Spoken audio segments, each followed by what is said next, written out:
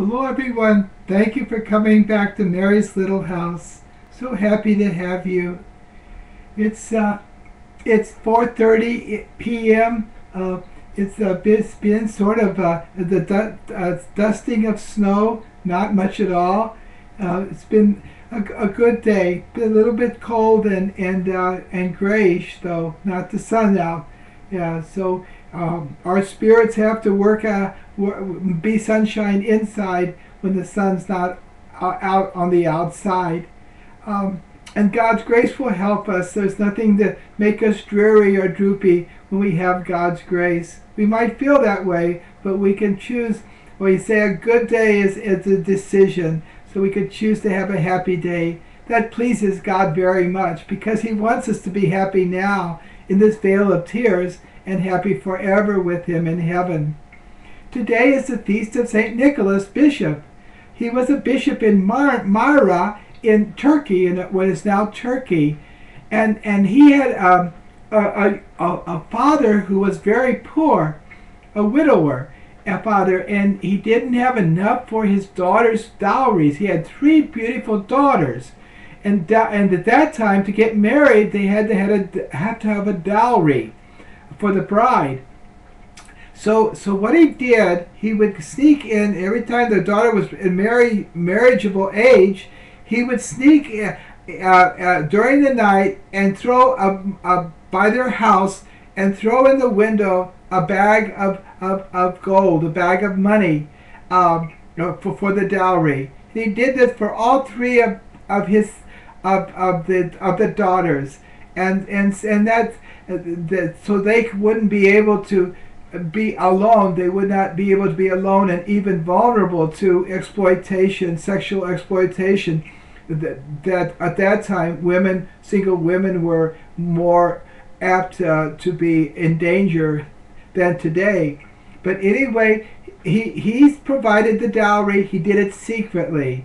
Somehow they found out about it because it's written all over about Saint Nicholas and the secretly going to help the father of these 3 daughters. I just want to share. I got some images of Saint Nicholas here. All over the world, every country has an image of Saint Nicholas. They're all different.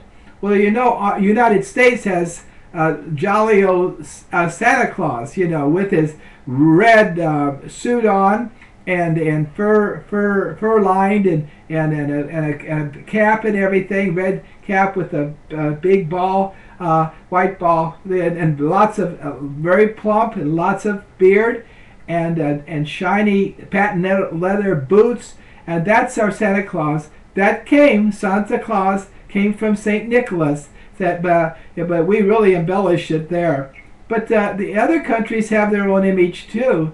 Well, the UK has Father Christmas. That's what they call Santa Claus there, or Saint Nicholas there.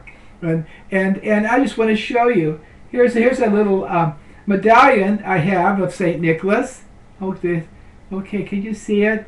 It's just a medallion. It looks like a regular bishop with his mitre, with a crozier. Saint Nicholas. And here's an oxidized porcelain thing of Saint Nicholas. It's very. This is what I like. I mean, it's sort of plain, but I have it in the middle of all my stuff I'm doing for Christmas.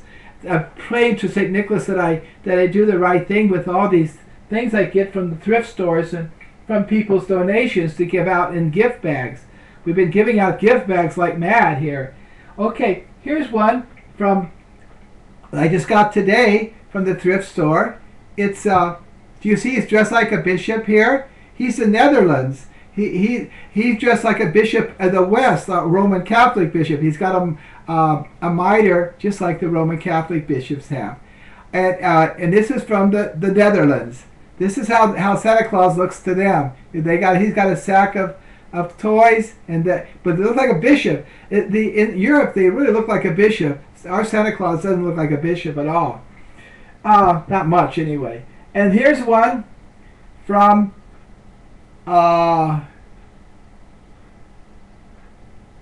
this is from the Netherlands. Oh, this one here it was from Greece. from Greece. I'm sorry. He does have a different crozier there. But this one is from the Netherlands. He looks like a bishop, doesn't he? The Netherlands, Holland. Okay, there's like a bishop. See, they all have their own image of St. Nicholas. And they have their different traditions. In a lot of these places, the children put out their shoes to be filled with candy and little gifts. And if they were bad, it would be filled with coal. I hardly think anybody's shoes were filled with coal to this morning. And even here in the United States, many of us secretly go and put little gifts at people on people's desks and on the kitchen, wherever they were, table, or wherever the people were going. I had so many surprises. Even this afternoon, I had two. One of my favorite candy bars is butter. I forgot the name. Butter brickle, butter something. Anyway, I'm really losing my memory. But anyway, I had two little things someone gave me for St. Nicholas, and it was just fun to have. It's a neat little thing. They're going to do it secretly, and that's what St. Nicholas did. And you have it's just a little gift giving idea. But in Europe and other places in the middle, in Russia, St. Nicholas is really celebrated. And this is from Russia. You can tell that hat there, that fur hat, you know.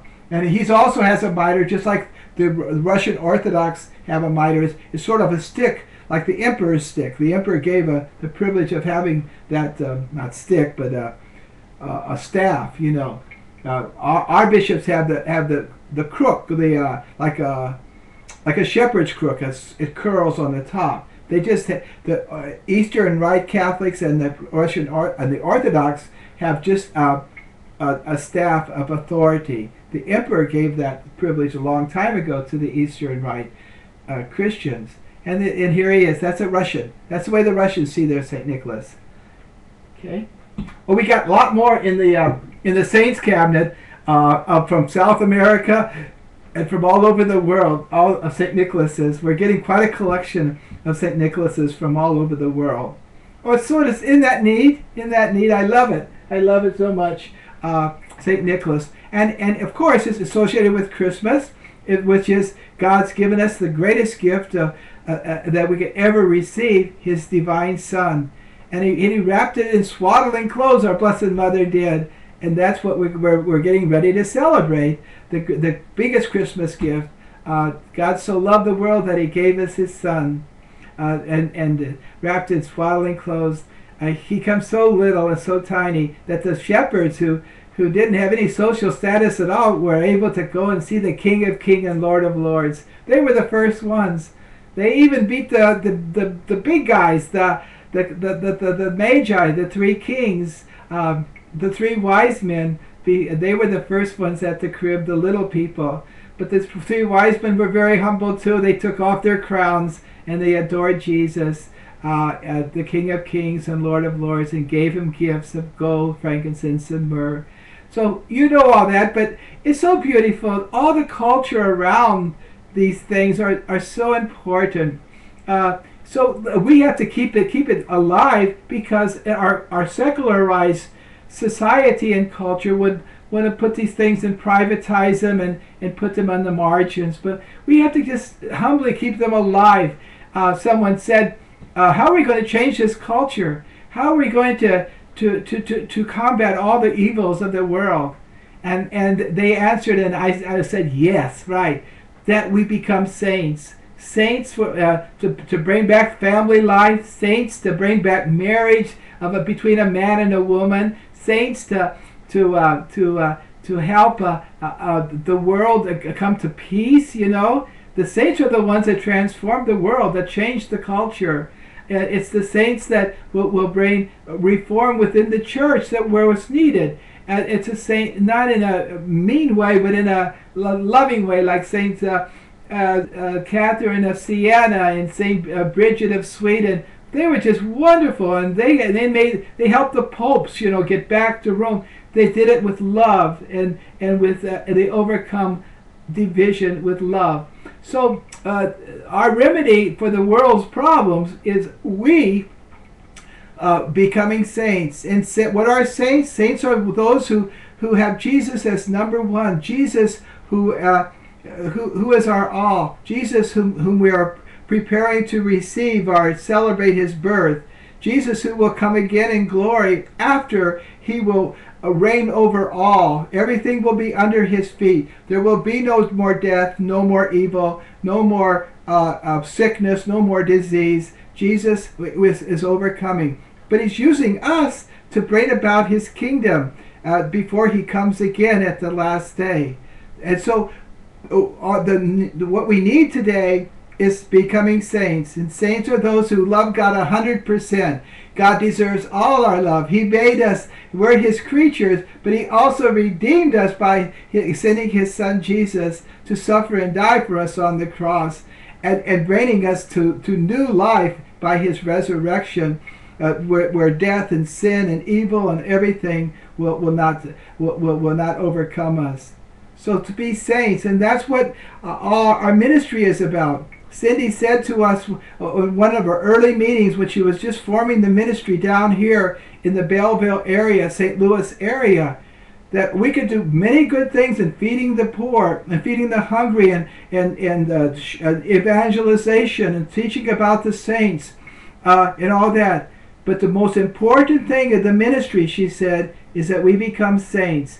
And saints through Mary, through our consecration to Jesus through Mary, and we added Saint Joseph. Saints.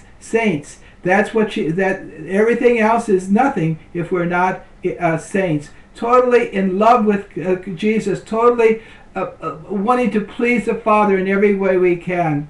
Saints consumed by the love of the Father and the Son, by the Holy Spirit. God bless you now. Thanks for joining me. It's just so wonderful to have you. I give thanks to God for you all. God bless you.